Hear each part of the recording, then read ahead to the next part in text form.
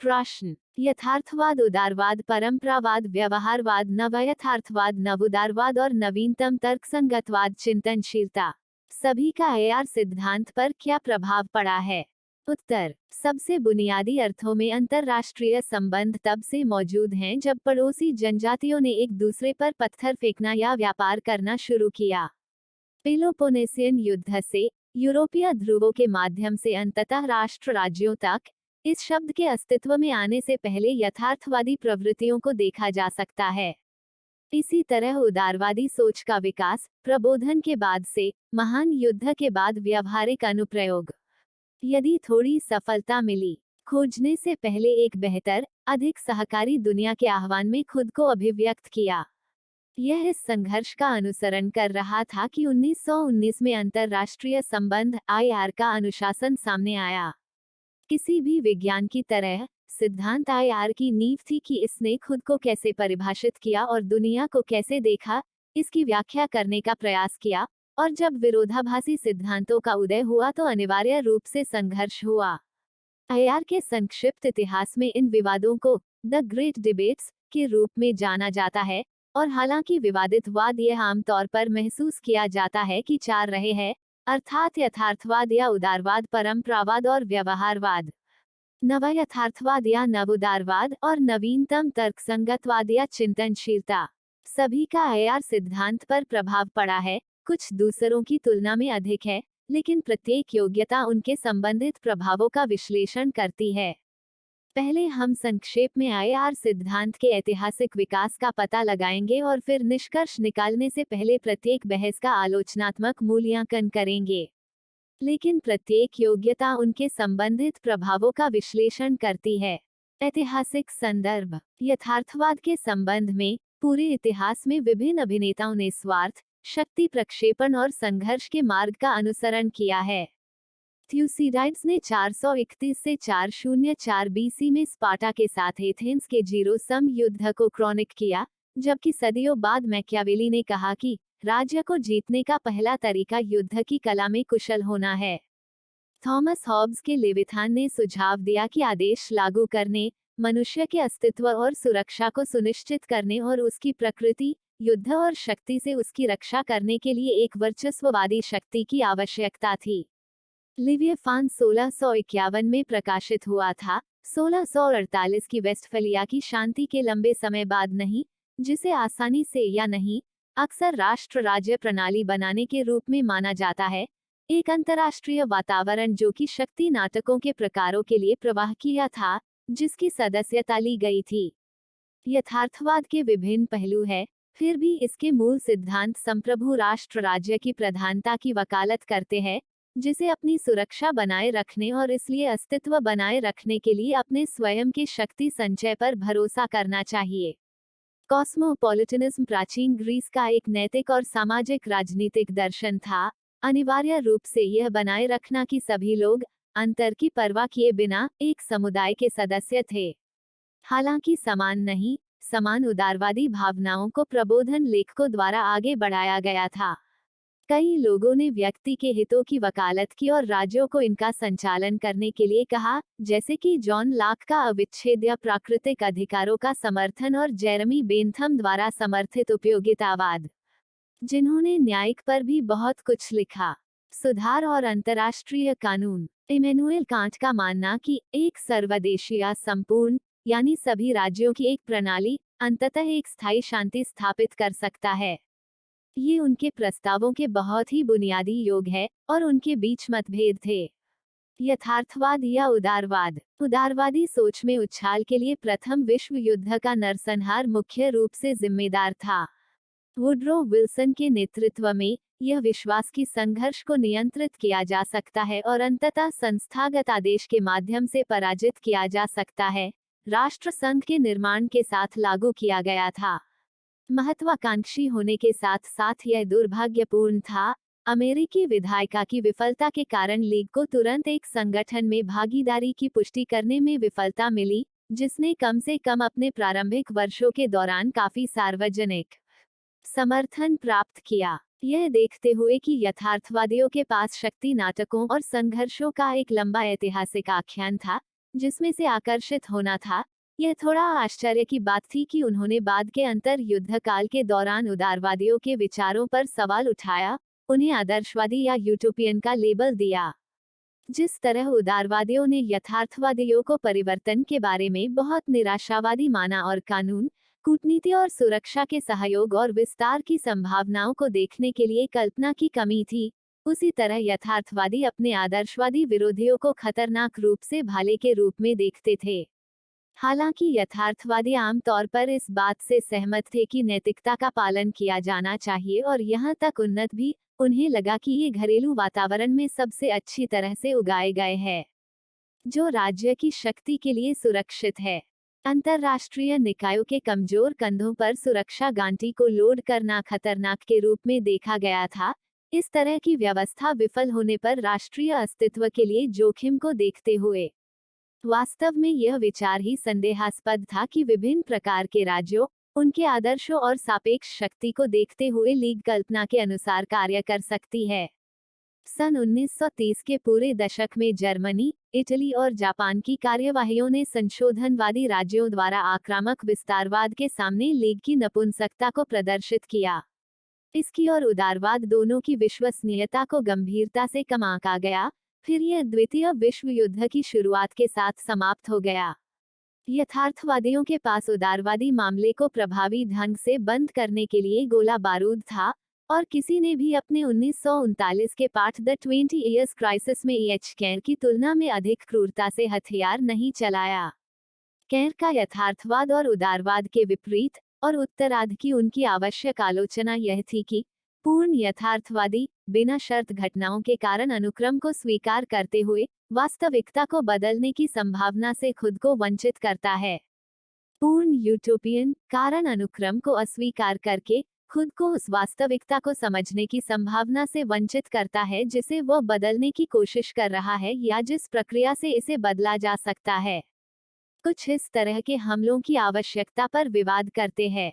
Lucian Ashworth का आरोप है कि उस समय के उदारवादी लेखकों पर लागू बुनियादी आदर्शवादी सिद्धांतों ने उनका सटीक वर्णन नहीं किया, कि इस विकृत बहस को उन्होंने आपस में आयोजित किया और यथार्थवादियों के साथ अपने मतभेदों को बढ़ा चढ़ाकर पेश किया।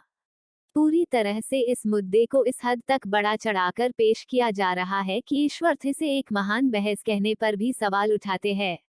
वास्तव में यह सुझाव दिया जा सकता है कि एक अधिक व्यावहारिक उदारवाद ने संयुक्त राष्ट्र, नाटो, ईईसी और उसके वंशजों जैसे अंतर्राष्ट्रीय संगठनों के गठन के साथ युद्ध के बाद पुनरुत्थान का आनंद लिया, जिन्होंने अंतर्निहित मुद्दों के बावजूद उपलब्धियों का आनंद लिया है। इसके अलावा जॉन मेयरशाइमर बताते हैं कि आदर्शवाद आज भी ब्रिटिश स्कूल में व्याप्त है, न कि एक घातक रूप से कमजोर स्थिति की पहचान। फिर भी साहित्य का बड़ा हिस्सा इस बहस को यथार्थवादियों के लिए कहता है। प्रभाव यह था कि यथार्थवादी सिद्धांत को अपने प्रतिद्वंद्वी की तुलना में अकादमिक और नीतिगत हलकों में कहीं अधिक सम्मान मिला, और वास्तव में यह स्पष्ट है कि उदारवाद तब से यथार्थवादी भावना के करीब हो गया है, जैसा कि बाद में चर्चा की गई नव बहस में स्पष्ट है। यथार्थवादी प्रभुत्व के सामने वैकल्पिक स्थितियों का प्रभावी बंद होना एक नकारात्मक प्रभाव था। इसने अमेरिकी और यूरोपीय अकादमियों में एक पैटर्न स्थापित किया, आमतौर पर क्रमशः यथार्थवादी और उदारवादी, जहां विद्रोही थे और अक्सर कम गति देते थे, अंततः आयार सिद्धांत के समग्र विकास के लिए कोई एहसान नहीं करते थे। परंपरावाद या व्यवहारवाद सन 1960 के दशक में हुई, यह अनिवार्य रूप से व्यवहारवादियों के विश्वास के इर्द गिर्द घूमने वाली एक पद्धतिगत बहस थी कि केवल प्रकृतिवादी विज्ञान के तरीकों को लागू करके ही आगे बढ़ सकता है। उनका मानना कि इस क्षेत्र में इतिहासकारों का बहुत अधिक वर्चस्व था, जिन्हें उन्होंने परंपरावादी या क्लासिकिस्ट कहा था, जिन्होंने यह विचार किया कि आयार को अधिक व्याख्यात्मक ऐतिहासिक तरीकों के माध्यम से विकसित किया जाना चाहिए। व्यवहारवाद ध्यान प्रणालियों के अवलोकन पर आधारित था और यह कि उन विश्लेषणों और किसी भी बाद की परिकल्पना या कार्य कारण का अर्थ अनुभवजन्य परीक्षण के अधीन होना चाहिए, मुख्य रूप से मिथ्याकरण के माध्यम से। इस तरह आयार में ज्ञान को उत्तरोत्तर बनाया जा सकता है, जिससे सिद्धांत के विकास में अधिक अंतर्ज्ञान और प्रगति की अनुमति मिलती है। पारंपरिक पक्ष पर हेडली बुल की पसंद और व्यवहारवादी पर मॉर्टन कपलान के बीच युद्ध रेखाएं खींची गई थी। दोनों तरफ अन्य पहचानने योग्य आंकड़े थे, जैसे कि केर और शेलिंग, साथ ही विरोधी खेमे के भीतर विभाजन, लेकिन बुल और कपलान के तर्क मामले के दिल तक पहुंचते हैं। हालांकि अमेरिका में वैज्ञानिक तरीकों के तेजी से विकास को स्वीकार करते हुए परंपरावादियों ने कहा कि वैश्विक राजनीति के उतार चढ़ाव आवश्यक रूप से व्याख्यात्मक थे, क्योंकि इतने सारे चर वाले क्षेत्र पर एक स्वच्छ प्रणाली लागू नहीं की जा सकती थी। एक विरोधी बुल ने विधि के बारे में लिखा कि सत्यापन और प्रमाण के ऐसे सख्त मानकों के साथ बहुत कम महत्व है जो अंतर्राष्ट्रीय संबंधों के बारे में कहा जा सकता है। कापलान ने प्रतिवाद किया कि परंपरावाद के विश्लेषण की अंतर्निहित चौड़ाई का अर्थ है कि इसके नियम सामान्यकरण समय और स्थान के विशाल हिस्सों पर अंधाधुंध रूप से लागू होते हैं। उन्हें पर्याप्त रूप से शिथिल रूप से कहा गया है ताकि लगभग कोई भी घटना उनके साथ असंगत न हो, और इस प्रकार समझ बढ़ाने या सिद्धांत विकसित करने के लिए कुछ नहीं करेंगे। व्यवहारवादियों के लिए एक सिद्धांत जो मिथ्या नहीं था, वह बिल्कुल भी सिद्धांत नहीं था, बल्कि एक व्यक्तिपरक धारणा थी जिस पर विश्वास किया जा सकता था या अविश्वास किया जा सकता था। व्यवहारवाद की इस बात पर भी आलोचना की गई कि इसकी कथित कमजोरियां आईआर अध्ययन में क्या ला सकती है।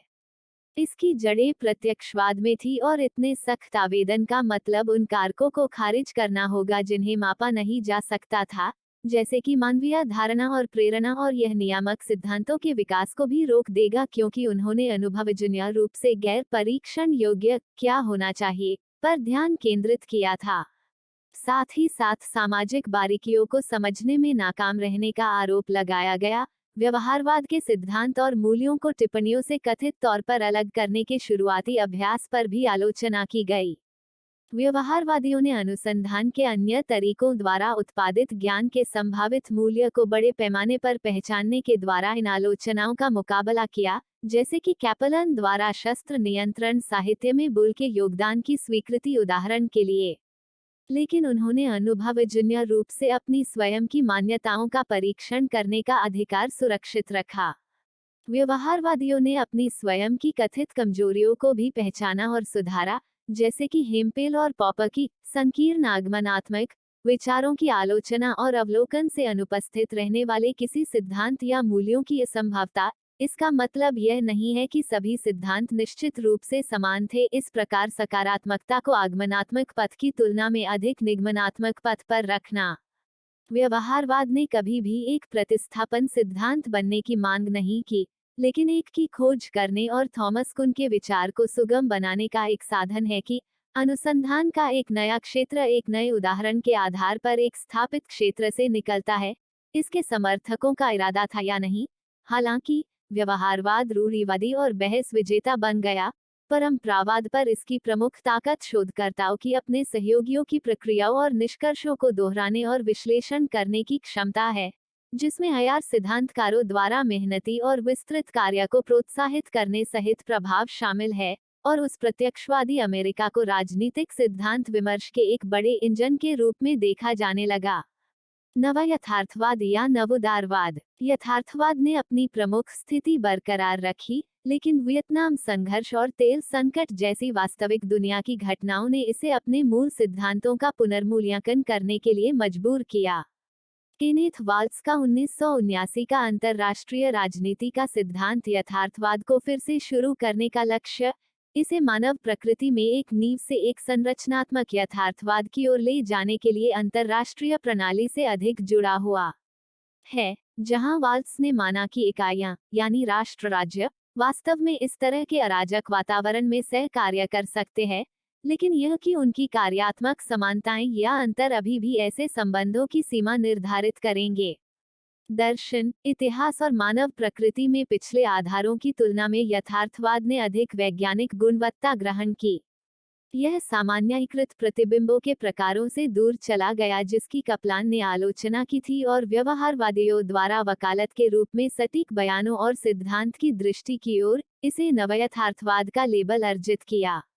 व्यवहारवाद के प्रभाव ने उदारवाद की सटीकता को भी विकसित किया और इसका विश्लेषण करने की मांग की, मुख्य रूप से संस्थान कैसे जटिल अन्योन्याश्रितता के माध्यम से राज्य के व्यवहार को प्रभावित कर सकते हैं। इस तरह की एकीकरण छात्रवृत्ति 1940 और 1950 के दशक के माध्यम से उभरी। 1960 के दशक में एक और अधिक क्षेत्रीय स्वर लेने से पहले एक तीसरे अंतर्राष्ट्रीय चरण की नवोदारवादी संस्थागत सिद्धांतकारों द्वारा वकालत की गई थी। उनमें से प्रमुख रॉबर्ट क्योहेन और जोसेफ नी थे, जो अंतर्राज्यीय व्यवस्था पर अंतर्राष्ट्रीय संबंधों के प्रभावों पर जोर देना चाहते थे, विशेष रूप से राष्ट्रीय संप्रभुता, विदेशी नीतियों के क्षेत्रों में अंतर्राष्ट्रीय संगठनों के सामने आने वाली चुनौतियां और इस तरह के प्रतिमान का प्रभाव समानता पर होगा। राज्यों के बीच संतुलन और वास्तव में आईआर का अध्ययन। कुछ सवाल करते हैं कि क्या यह स्थिति वेबर सहित महान बहस के लेबल के योग्य है, जिन्होंने लिखा, क्या यह अस्तित्व में था? अंतर प्रतिमान बहस। आंशिक रूप से नहीं, यह वास्तव में अंतर्राष्ट्रीय संबंधवादियों के दिमाग पर कब्जा करने वाली एक गहन बहस नहीं थी, बल्कि एक कृत्रिम रूप से निर्मित वाद विवाद थी, जिसका आविष्कार मुख्य रूप से विशिष्ट प्रस्तुतिकरण उद्देश्यों, शिक्षण और अनुशासन के आत्म प्रतिबिंब के लिए किया गया था। बहस में इंटरपैराडाइम शब्द दो पदों के प्रतिद्वंद्विता सिद्धांत नहीं होने के कारण उत्पन्न होता है, क्योंकि वे प्रतिमान स्थिति है, लेकिन जैसा कि नवयथार्थवाद और नवोदारवाद के ऊपर बताए गए पहलू अभी भी आम जमीन साझा करते हैं। जबकि नवयथार्थवाद ने एआर को प्रतिस्पर्धी संबंधों के चश्मे से देखा, नवोदारवाद ने इसे स्वीकार किया, लेकिन अधिक सहकारी संबंधों के माध्यम से राज्यों के लिए पारस्परिक लाभ की भी वकालत की। अंततः दोनों स्थितियां वास्तविकता को वैसे ही देखती है जैसा वे चाहते हैं, और इसलिए अनुभवजन्य परीक्षण से निष्कर्ष अनिवार्य रूप से उन टिप्पणियों के पीछे के सिद्धांत से प्रभावित होते हैं। यह कहा जा सकता है कि नवयथार्थवाद अभी भी उच्च राजनीति पर केंद्रित था और नवोदारवाद निम्न पर, लेकिन कुछ विचारों को स्वीकार करने और खुद को और उनकी कार्यप्रणाली को सुव्यवस्थित करने में दोनों स्थितियां एक नव संश्लेषण को जन्म देने के लिए पर्याप्त समान थी और पर्याप्त रूप से अतुलनीय है। सह अस्तित्व प्रत्येक प्रतिमान का अपना सत्य है। एक महत्वपूर्ण प्रभाव हालांकि इस नई तर्कवादी सहमति का विरोध करने के लिए उत्तर संरचनावादियों का उदय था। तर्कवाद चिंतनशीलता 80 के दशक के मध्य में उभरी यह सबसे हालिया बहस यकीनन सबसे गंभीर में से एक है। एक तरफ यथार्थवादी और उदारवादी पदों सहित तर्कवादी कार्यप्रणाली में सकारात्मक है और सामाजिक दुनिया की जटिलताओं को स्वीकार करते हुए जो देखा जा सकता है उसे मापना और विश्लेषण करना पसंद करते हैं। विरोधी चिंतनशील ज्ञान सृजन के इन प्रत्यक्षवादी तरीकों को अस्वीकार करते हैं, व्याख्यात्मक और व्यक्तिपरक अध्ययन को प्राथमिकता देते हैं और एक विश्वास है कि मूल्यों को अवलोकन से अलग नहीं किया जा सकता है। माना जाता है कि कथित रूप से त्रुटिपूर्ण और पक्षपाती सकारात्मक पद्धति के माध्यम से तर्कवादी प्रतिमान उभरे हैं। चिंतनशील उस प्रणाली और उसके भीतर किसी भी सिद्धांत को अस्वीकार करते हैं। परावर्तनवाद में आधुनिकतावाद, नारीवाद, रचनावाद और आलोचनात्मक सिद्धांत के रूप में आईआर सिद्धांत के ऐसे वैकल्पिक दृष्टिकोण शामिल हैं, बाद की छतरी के नीचे गिरने में सक्षम उपनिवेशवाद जैसे मुक्तिदायी पदों के साथ। उत्तर आधुनिकतावाद यथास्थिति और इसके द्वारा उत्पन्न ज्ञान के बीच आत्मपूर्ति की कड़ी को खारिज करता है, यह पूछते हुए कि इस तरह की भारित प्रणाली के अंदर वास्तविक सत्य की खोज कैसे की जा सकती है, जबकि नारीवाद महिलाओं के लेंस के माध्यम से में मुद्दों को देखता है। दुनिया में उनकी जगह राजनीति और लैंगिक मुद्दे से जुड़ी है। आलोचनात्मक सिद्धांत एक मार्क्सवादी उपोत्पाद है जो मुक्तिदायक सामाजिक परिवर्तनों का विश्लेषण, पहचान और सहायता करने का प्रयास करता है। रचनावाद एक सामाजिक सिद्धांत है और इसके विविध पहलू है। ये दृष्टिकोणों की बहुत ही बुनियादी प्रस्तुतियां हैं जो कहीं अधिक गहरी और अधिक जटिल है, लेकिन विचारों की सीमा स्पष्ट है। अधिकांश प्रतिष्ठान के विरोध पर सहमत है, लेकिन प्रत्येक की एक अलग पहचान और प्राथमिकताएं हैं और प्रत्येक सिद्धांत अपने भीतर विविध हो सकता है। रिचर्ड डेवेटिक का मानना कि उत्तर आधुनिकतावाद का अर्थ न केवल समर्थकों और आलोचकों के बीच विवाद में है, बल्कि समर्थकों के बीच भी है। जबकि अकेले नारीवाद उदारवादी, समाजवादी दृष्टिकोण और उत्तर आधुनिकतावाद में आता है। रिफ्लेक्टिविस्ट्स पर की गई एक आलोचना कि वे स्थापित आदेश को तोड़ना चाहते हैं, लेकिन अपने स्वयं के कुछ भी नया सुझाव देने में विफल रहते हैं, अनुचित है। उदाहरण के लिए, उत्तर आधुनिक आयार सिद्धांतकारों ने गैर राज्य समूहों या आंदोलनों की राजनीतिक गतिशीलता का वर्णन करने के लिए नई वैचारिक भाषा का सुझाव दिया है, जिसे राजनीतिक अभियोग कहा जाता है। जबकि महत्वपूर्ण सिद्धांत के विश्लेषण और राज्य और समुदायों की व्याख्या के माध्यम से इसने समाजों में सुधार के लिए मानक व्यवस्था की वकालत की है। क्योहिन जैसे तर्कवादी यह भी सुझाव देते हैं कि यदि चिंतनवादी चाहते हैं कि उनके विचारों को गंभीरता से लिया जाए, तो उन्हें आलोचना से आगे बढ़कर अपने दावों की वैधता का परीक्षण किसी प्रकार की शोध प्रक्रिया के माध्यम से करना चाहिए। उनके अलग अलग समूह की स्थिति, आंतरिक प्रवचन और तर्कवादियों को अपनी शर्तों पर चुनौती देने में असमर्थता को देखते हुए चिंतनशीलवादियों के लिए पूर्व को वास्तव में कमजोर करना मुश्किल हो गया है। इन मुद्दों के बिना एक कठिन कार्य, इस संभावना को देखते हुए कि तर्कवादी कभी भी स्वेच्छा से अयार की अपनी मौलिक धारणाओं का विखंडन करेंगे। फिर भी इस बहस की अवधि के दौरान कुछ परिवर्तन हुआ है। कुर्की और वाइट वैज्ञानिक यथार्थवाद के महत्वपूर्ण उदय का अवलोकन करते हैं, एक जटिल स्थिति लेकिन अनिवार्य रूप से एक जो मात्रात्मक और गुणात्मक तरीकों के बीच एक पद्धतिगत बहुलवाद को पहचानता है, और इसे अधिकांश रचनावादी सोच में शामिल किया गया है, जो दावों को जन्म देता है कि यह अब एक मध्य मैदान पर है। वीवर के रूप में यह भी नोट करता है, एक प्रारंभिक ध्रुवीकृत तर्कवाद प्रतिबिंबवाद एक धुरी में उत्परिवर्तित होता है, जिसमें अधिक से अधिक लोग मध्य की ओर स्थित होते हैं, लेकिन फिर भी इस धुरी के संबंध में खुद को परिभाषित करते हैं। निष्कर्ष, वाद विवाद या तो नए विचारों की विजय के माध्यम से या स्थापित दृष्टिकोणों को मजबूत करके कायाकल्प को प्रेरित कर सकता है। अयार में इतने सारे विवाद है कि बहुत अधिक विखंडन हुआ है। यह आवश्यक रूप से बीमार नहीं है, क्योंकि विकास के लिए विविधता आवश्यक है। सिद्धांत नकारात्मक प्रतिस्पर्धात्मक प्रकृति है जो विरोधी स्थितियों के बीच विकसित हुई है, ताकि विकल्पों को कमजोर कर दिया गया हो या उनका जमकर खंडन किया गया हो। यह स्थिति कुछ के अनुरूप हो सकती है, लेकिन यह तर्क दिया जा सकता है कि इस तरह के सैद्धांतिक नाभी टकटकी के परिणामस्वरूप आयार सिद्धांत हमारी दुनिया का विश्लेषण करने के बजाय खुद को परिभाषित करने में बहुत व्यस्त रहा है। फिर भी ग्रेट डिबेट्स की प्रक्रिया के माध्यम से आयार सिद्धांत विकसित हुआ है। एक वाद विवाद के पहलुओं और परिणामों ने अगली वाद विवाद के उद्भव के लिए परिस्थितियों को प्रेरित करने में मदद की। यह भी सुझाव दिया जा सकता है कि पहले 3 अधिक आवधिक प्रवचन थे जो एक ही व्यापक महान बहस के भीतर थे, जो वास्तव में एक अनुशासन के रूप में आयार के बारे में एक निश्चित दृष्टिकोण की मांग करते थे, और धीरे धीरे मुख्य दृष्टिकोणों को राष्ट्र राज्य और अंतर्राष्ट्रीय संगठनों की विभिन्न लेकिन महत्वपूर्ण भूमिकाओं की तालमेल और स्वीकृति की डिग्री में देखा। उस समाधान के साथ तर्कवादियों और परावर्तनवादियों के बीच एक नई महान बहस उभरी, जिसे चिंतनशील तर्क के अधिक कट्टरपंथी तत्वों को स्वीकार किया जाना चाहिए और लागू किया जाना चाहिए। अब तक विकसित सिद्धांत और ज्ञान पीढ़ी के पूरे स्थापित मॉडल को खतरा है। अपने जन्म के लगभग एक सदी बाद भी आईआर अभी भी स्वयं को परिभाषित करने की प्रक्रिया में है। द ग्रेट डिबेट्स, चाहे वेवर या ईश्वर्थ की तरह हो, उन्हें पूर्ण बहस से कम या नहीं के रूप में देखा जाता है, फिर भी अनुशासन की आवश्यक विशेषताओं के बारे में चर्चा को प्रेरित किया, और इन आईआर सिद्धांत के माध्यम से इसकी स्थापना के बाद से निस्संदेह जटिलता और बारीकियों में उन्नत हुआ है, और निस्संदेह ऐसा करना जारी रखेंगे। इस नवीनतम महान बहस में जो कुछ भी होता है, निश्चित रूप से यह अंतिम नहीं होगा।